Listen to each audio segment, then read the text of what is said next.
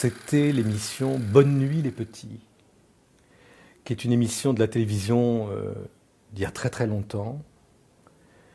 Et il y avait le marchand de sable, il y avait Pimprenel et Nicolas, je ne sais pas si vous connaissez ça au Canada. Et c'était deux personnages, et il y avait le marchand de sable qui arrivait à la fin de l'émission. Et le marchand de sable jouait au pipeau une mélodie bretonne, ce que j'ai appris bien plus tard, puisque Jordi Savall l'a enregistré, qui fait pa di da di du ta da di ti da dim ti da di da dim, etc. Ti da ta di dim, pardon. Et je pleurais à chaque fois, m'a dit ma mère. C'est ça ma première réaction esthétique.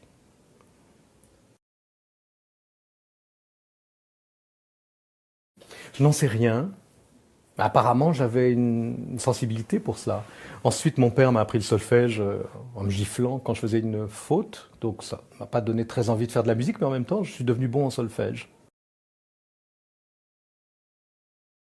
Je ne sais pas ce que c'est. Je ne sais pas ce que c'est le goût musical. Le bon goût, je ne sais pas ce que c'est. Je ne me présente jamais en tant qu'arbitre des élégances. On a entendu parler de Messiaen ce matin. C'était intéressant, mais Messiaen est sûrement le compositeur au XXe siècle à avoir été le plus discuté pour faute de mauvais goût. Arthur Honegger disait ça gentiment en disant qu'il y avait trop d'épices dans son orchestre. Il parlait des percussions, il disait c'est comme s'il y a trop d'épices. Poulenc disait que c'était de la musique entre le bidet et le bénitier. Et moi-même, j'ai détesté la musique de Messiaen. Je disais à mon prof de musicologie, je me souviens, François Descarcins, je lui disais, quand ça ressemble en fait à ses chemises, c'est-à-dire qu'il y a cette espèce d'extraordinaire purulence presque musicale. Et eh ben mon goût, par exemple, a changé. J'adore ça. Ce que je trouvais extrêmement vulgaire il y a des années, sa musique orchestrale en particulier, je la trouve aujourd'hui. Alors je ne sais pas où est le goût là-dedans. Quel est le goût de Messiaen, quel est mon goût? Oui, pas de beaucoup d'entre eux, euh, mais il m'arrive de lire une ou deux personnes, effectivement.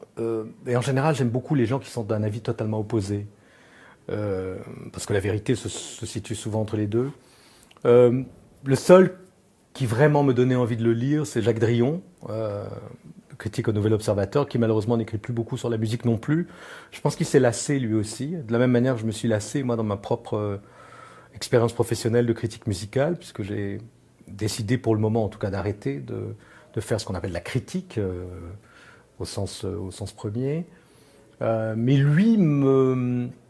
c'est lui qui m'a donné envie de faire le même métier. La raison pour laquelle j'ai fait ce métier, c'était parce que j'avais envie de donner mon avis et aussi d'avoir des choses gratuites, comme j'ai dit, mais parce que il me donnait cette espèce de challenge à chaque fois, par des phrases à l'emporte-pièce. Gershwin est le plus mauvais musicien de la Terre, Charpentier le plus mauvais musicien baroque, alors que Charpentier est le plus beau style harmonique, probablement avec celui de Campra et de Desmarais, au tournant du grand siècle et du XVIIIe, et que Gershwin est évidemment un génie absolu, peut-être pas un génie de la construction, mais un génie de... Mais j'aime ça.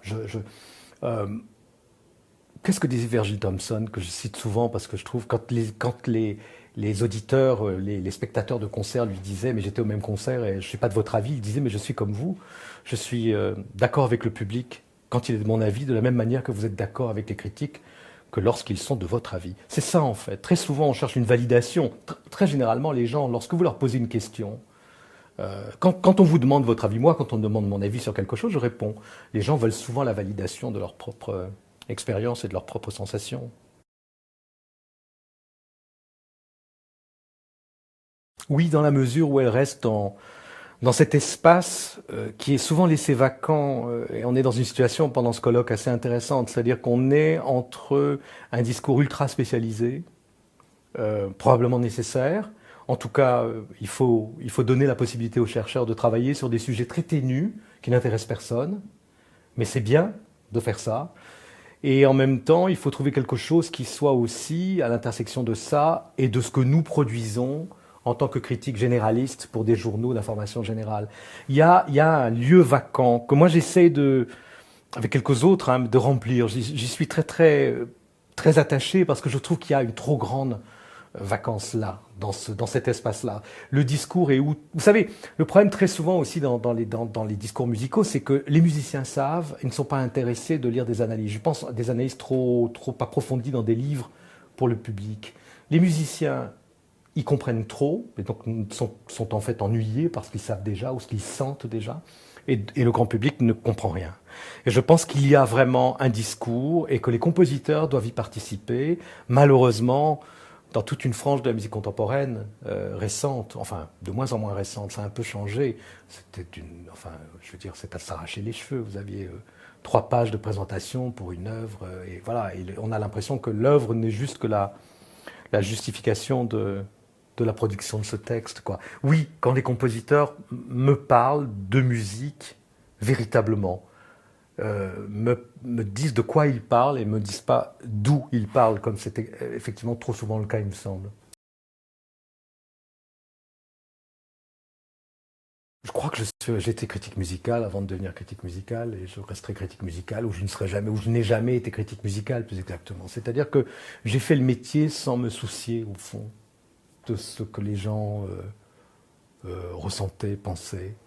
Alors, ça me vaut chez les gens qui m'accordent quelques crédits, l'idée que je suis indépendant, que je dis les choses, que j'ai un petit peu de courage, que j'ai pas de bannière esthétique aussi, ça c'est très très important.